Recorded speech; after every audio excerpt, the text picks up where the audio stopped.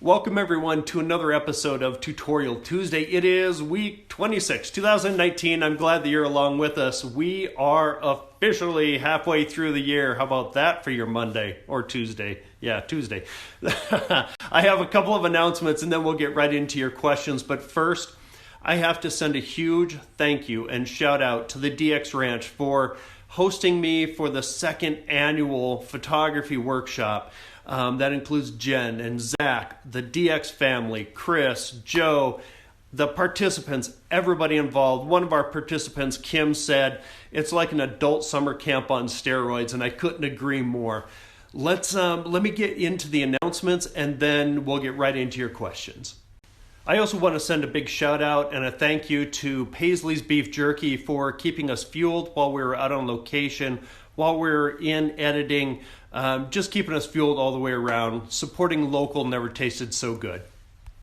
Announcement number one, that is this. I have an email list that I should do a lot better about communicating to the people on there, but here's the one thing I guarantee you. Those that are on the email list will be the first to be notified of the 2020 workshops.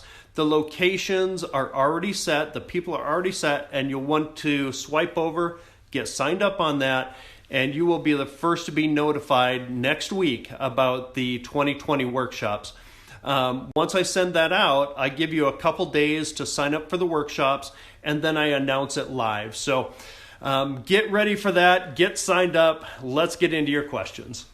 You're absolutely right. I have talked about the back button focusing before, and while it's not a method that I currently use to focus on my subjects, let's talk about it for just a moment so that you understand what it is. In the most traditional sense of focusing, you take your camera, you put your finger on the button, you press it halfway down, you get focus, and you take the picture all in that same action. Now, what back button focusing does is breaks those two things in half. So now with focus and taking the picture separated into two separate things, on the front of the camera right here, what will happen is you'll take the picture here, but you'll actually set the focus back here.